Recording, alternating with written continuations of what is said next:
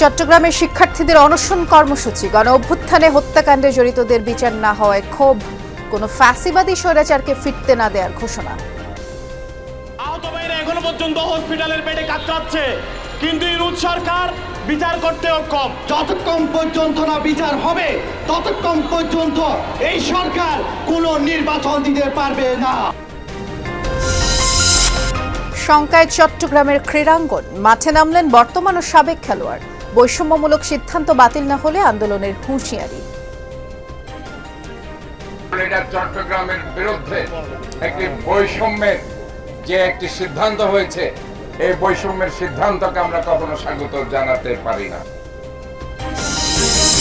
সিআরবিতে নয়, বন্দরনগরীতে এবার জিমনেশিয়াম মাঠে চলছে ২১শে বইমেলার প্রস্তুতি। নিরাপত্তায় বসছে সিসি ক্যামেরা। গতবারের বইমেলায় যেহেতু সিআরবিতে হয়েছে, অনেক সময় সেটা সিকিউরিটি সেফটির একটু প্রবলেম ছিল। এই বইমেলাটি আরো বেশি ঝাঁকজমকপূর্ণ হবে।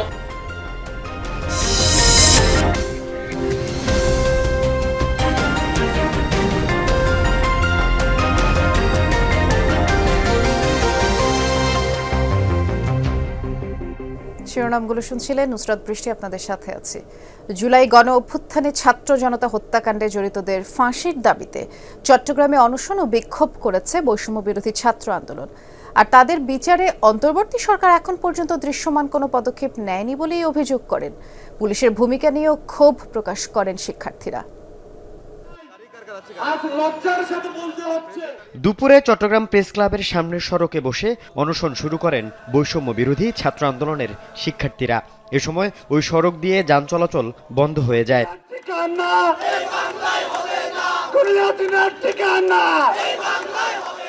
অনশন শুরুর আগে বিক্ষোভ সমাবেশ করেন শিক্ষার্থীরা। জুলাই গণ অভ্যুত্থানে গুলি করে ছাত্র জনতা হত্যায় জড়িতদের বিচার না হওয়ায় ক্ষোভ প্রকাশ করেন তারা। বিচার তো দূরে থাক, আওয়ামী লীগের জেলা পর্যায়ের, উপজেলা পর্যায়ের সিনিয়র কোনো নেতা পর্যন্ত এখনো পর্যন্ত অ্যারেস্ট হয় নাই। আজ ৬ মাস হতে চললো, কিন্তু আমার ভাইয়েরা ঠিকই কবরে চলে গেছে। আহত ভাইরা এখনো পর্যন্ত হসপিটালের বেডে কাতরাচ্ছে, কিন্তু ইউনূস সরকার বিচার করতে অক্ষম, এখনো পর্যন্ত বিচার করতে পারেনি। আমিও অনেক মারধর খাইছি, আমাকে কোর্ট বিল্ডিংয়ে অনেক মারধর করছে, এই বিচার আমি এখনো পাই নাই। এখনো আমি বলতে গেলে হাঁটতে পারি না, চলতে পারি না। আমাদের শহীদ ভাইদের যতক্ষণ পর্যন্ত না বিচার হবে ততক্ষণ পর্যন্ত এই সরকার কোনো নির্বাচন দিতে পারবে না। কেন ভারতে আর কোনো স্বৈরাচার ও ফ্যাসিবাদী শক্তিকে ফিরতে দেয়া হবে না বলে মন্তব্য করেন শিক্ষার্থীরা। এই স্বৈরাচার ফ্যাসিস্ট হাসিনা সরকারের পেটুয়া যুবলীগ, ছাত্রলীগ, স্বেচ্ছাসেবক লীগ, আওয়ামী লীগের বাহিনী যদি মাঠে নামে, তাদেরকে ধাওয়া দিয়ে স্বাধীন বাংলাদেশের যে অভ্যুত্থানের আমরা স্বপ্ন দেখেছি সেই স্বপ্ন আমরা বাস্তবায়ন করব। শেখ হাসিনাকে এই ক্ষমতার মস্তর থেকে পালাতে বাধ্য করেছি, আপনাদেরকে পালাতে দিব না। আমরা এই দেশের মাটিটাই আপনাদের বিচার করে ছাড়বো। এই ফ্যাসিবাদের শিকড় আবার যারা গজাতে চাইবে তাদেরকে আমরা উপড়ে ফেলবো। ৬ মাস পরও ছাত্র জনতা হত্যাকারীদের বিচার না হওয়ায় অন্তর্বর্তী সরকার এবং পুলিশের সমালোচনা করেন বৈষম্য বিরোধী ছাত্র আন্দোলনের এই সমন্বয়ক। এই অন্তর্বর্তীকালীন সরকারকে বিচারের জন্যই, সংস্কারের জন্যই তাদেরকে ক্ষমতায় বসানো হয়েছে। আমরা এখন পর্যন্ত কোনো বিচার পাই নাই, আমরা এখন পর্যন্ত কোনো দৃশ্যমান কোনো পদক্ষেপ দেখি নাই। পুলিশ প্রশাসনকে স্পষ্ট করে বলতে চাই, আপনারা যদি দায়িত্বশীলতার পরিচয় না দেন, আপনারা যদি ২০০০ শহীদের রক্তের সাথে দায়বদ্ধ হয়ে কাজ না করেন, আমরা আপনাদেরকে আপনাদের জায়গা থেকে সরিয়ে দেব। প্রয়োজনে আমরা মিলিশিয়া বাহিনী গঠন করব। আল আমিন শিকদার, যমুনা নিউজ, চট্টগ্রাম। এ বিষয়ে খোঁজ খবর রাখছেন সহকর্মী জোবায়েদ ইবনে শাহাদাত, তিনি আমাদেরকে জানাবেন। তবে তার আগে একটি খবর আছে, সেটি আপনাদেরকে জানিয়ে আসতে চাই। চট্টগ্রামের ক্রীড়াঙ্গনকে বাঁচাতে অবশেষে মাঠে নামলেন বর্তমান এবং সাবেক খেলোয়াড়, ক্রীড়া সংগঠক সহ বিভিন্ন শ্রেণী পেশার মানুষ, এবং সাথে সিটি মেয়রও যোগ দিয়েছেন। স্টেডিয়ামকে শুধু ফুটবলের জন্য বরাদ্দ দেয়া এবং বিতর্কিত অ্যাডহক কমিটি গঠনের প্রতিবাদও জানিয়েছেন সবাই। সকালে চট্টগ্রামের এম এ আজিজ স্টেডিয়ামের সামনে মানববন্ধন ও বিক্ষোভ করেন বর্তমান ও সাবেক খেলোয়াড়, ক্রীড়া সংগঠক সহ বিভিন্ন শ্রেণী পেশার মানুষ। কর্মসূচিতে অংশ নিয়ে একাত্মতা প্রকাশ করেন সিটি মেয়র ডক্টর শাহাদাত হোসেনও। সব খেলা বাদ দিয়ে এম এ আজিজ স্টেডিয়াম 25 বছরের জন্য বাফুফেকে বরাদ্দ দেয়া এবং ক্রীড়া সংশ্লিষ্টদের বাদ দিয়ে সিজিকেএস অ্যাডহক কমিটি গঠনের প্রতিবাদ জানান তিনি। এটা চট্টগ্রামের বিরুদ্ধে একটি বৈষম্যের যে একটি সিদ্ধান্ত হয়েছে, এই বৈষম্যের সিদ্ধান্তকে আমরা কখনো স্বাগত জানাতে পারি না। একটি অ্যাডহক কমিটি হয়েছে সিজিকেএস এ, সেখানে কোনো খেলোয়াড়, কোচ কিংবা সিজিকেএস এর কোনো কর্মকর্তার নাম আমরা দেখছি না। এটা আমাদেরকে অবাক করেছে। এই 43 ইভেন্ট পরিচালনা করার মতো তাদের আদৌ যোগ্যতা কিংবা দক্ষতা আছে কিনা আমাদের সন্দেহ আছে। সেই অ্যাডহক কমিটিটা অনতি বিলম্বে বাতিল করার জন্য আমি বলছি। কর্মসূচিতে চট্টগ্রামের সাংবাদিক নেতা সহ পেশাজীবী নেতারাও যোগ দিয়ে অযৌক্তিক সব সিদ্ধান্ত বাতিলের দাবি জানান। চট্টগ্রামের খেলাধুলাকে এক ধরনের পঙ্গু করে দেওয়ার জন্য স্টেডিয়াম কেন্দ্রিক এবং বিভাগীয় ক্রীড়া সংস্থা, জেলা ক্রীড়া সংস্থা কেন্দ্রিক যে সমস্ত কমিটিগুলো করা হচ্ছে, এগুলোর সাথে ক্রীড়াঙ্গনের জড়িত মানুষজনের ইচ্ছার প্রতিফলন ঘটেনি। এই অনৈতিক সিদ্ধান্ত আমরা মানি না। আমরা যাতে এই খেলাধুলার পরিবেশ স্টেডিয়ামকে কেন্দ্র করে দীর্ঘ স্বাধীনতার পর থেকে হয়ে আসছে, সেটাই হবে। আশা করি সরকার আমাদের এই অনুরোধটা সদয় বিবেচনা করে আমাদেরকে শান্তি প্রদান করবেন। সব ধরনের খেলার জন্য মাঠ উন্মুক্ত এবং বিতর্কিত অ্যাডহক কমিটি বাতিল না করলে আন্দোলনের হুঁশিয়ারি দেন মানববন্ধনে অংশগ্রহণকারীরা। আমরা বাচ্চারাও অনেক ক্ষুব্ধ, আমরা সবাই গার্ডিয়ানরাও ক্ষুব্ধ। আমরা এটা নিয়ে অনেক তীব্র নিন্দা জানাচ্ছি। আমরা অতীতে যেরকম রাজপথে ছিলাম, আমরা আবার ভবিষ্যতে রাজপথে নামতে বাধ্য হব এবং কঠোর আন্দোলনের মাধ্যমে এই সিদ্ধান্ত বাতিল করতে হবে। প্রয়োজনে এই জাতীয় অবৈধ চুক্তির বিরুদ্ধে আমরা আন্দোলনের মাধ্যমে বাতিল করে আমরা এটাকে উন্মুক্ত করব ইনশাল্লাহ। মামুন রশিদ অভি, যমুনা নিউজ, চট্টগ্রাম। আপনাদেরকে যেমনটি সংবাদের শুরুতেই জানাচ্ছিলাম, জুলাই গণ অভ্যুত্থানে হত্যাকাণ্ডে জড়িতদের ফাঁসির দাবিতে অনশন এবং বিক্ষোভ করছে বৈষম্য বিরোধী ছাত্র আন্দোলন। আর এ বিষয়ে আমাদের সহকর্মী জোবায়েদ ইবনে শাহাদাত খোঁজ খবর রাখছেন, তিনি অপেক্ষা করছেন আমাদের জন্য। জোবায়েদ, এই যে অনশন করছেন বৈষম্য বিরোধী ছাত্র আন্দোলন, তাদের যে দাবি, এর প্রেক্ষিতে এখন পর্যন্ত কোনো ধরনের আশ্বাস পেয়েছে কিনা এবং ছাত্র জনতা কি বলছেন বিক্ষোভে?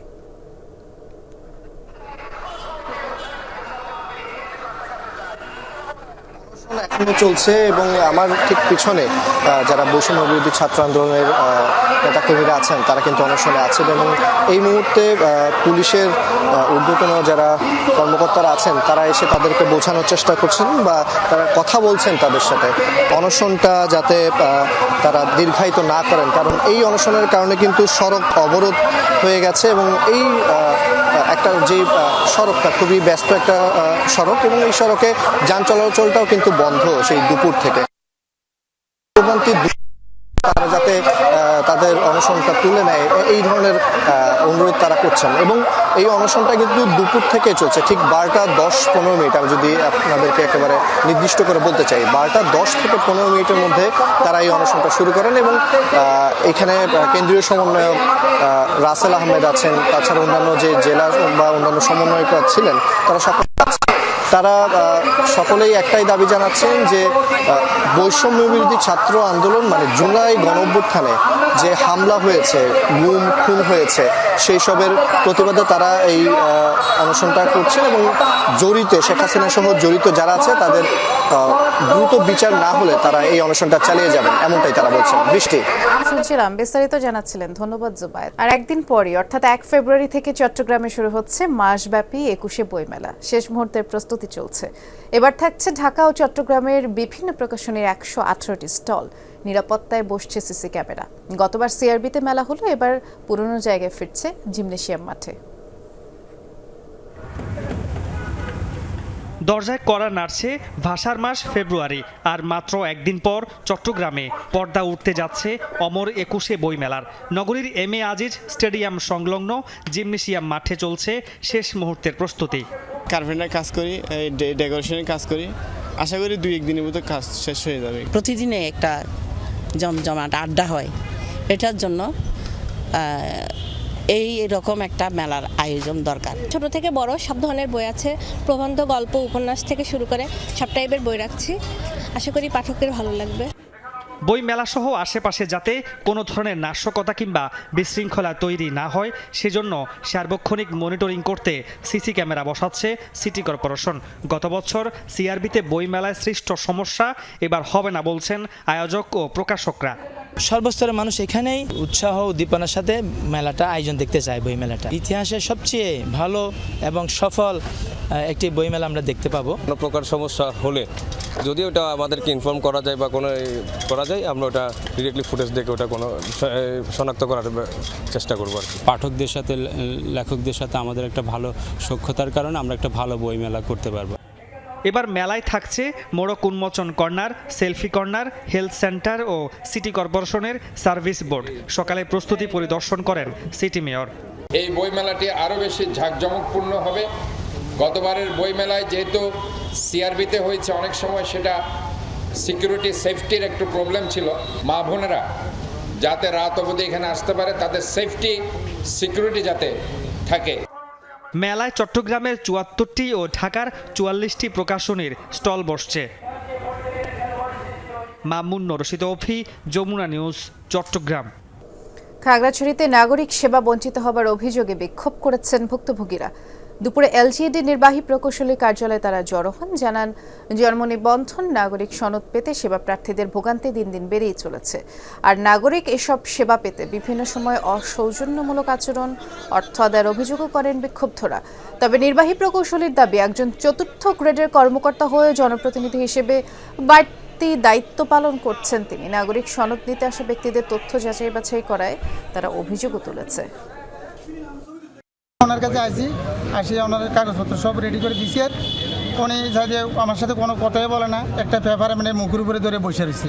আমি অনেকক্ষণ দাঁড়া রয়েছি। আমার শাশুড়িকে নিয়ে আসছি, ওনারা এখানের ভোটার, কিন্তু তবুও মানে উনি সাইন দিতে চান না, জায়গার কাগজ খুঁজতেছেন। ওয়ার্ডের দায়িত্ব বাড়তি দায়িত্ব, যার যদি হয়, যদি কোনো ভুল ত্রুটি থাকে ওরা প্রশাসনের কাছে যেতে পারে, ওরা যেতে পারে। হ্যাঁ, ফেব্রুয়ারি মাস পর্যন্ত সেন্ট মার্টিনে পর্যটকদের যাতায়াত চালু রাখার দাবিতে স্থানীয়রা মানববন্ধন করেছে। দুপুরে সেন্ট মার্টিনে আয়োজিত মানববন্ধন কর্মসূচিতে তারা এসব দাবি জানিয়েছেন। ব্যবসায়ীদের দাবি, 2 মাসের আয় দিয়ে সেন্ট মার্টিনবাসীর বাকি 10 মাস চলা অসম্ভব। বক্তারা বলেন, অতীতে এমন সংকট দ্বীপে তৈরি হয়নি। দ্বীপে পর্যটক আসা বন্ধ হয়ে গেলে নানান সংকটে পড়বেন তারা। এ সময় মানবিক দিক বিবেচনায় পর্যটকদের জন্য আগামী 28 ফেব্রুয়ারি পর্যন্ত সেন্ট মার্টিন দ্বীপ উন্মুক্ত করার দাবি জানিয়েছেন পর্যটন সংশ্লিষ্ট ব্যবসায়ীরা।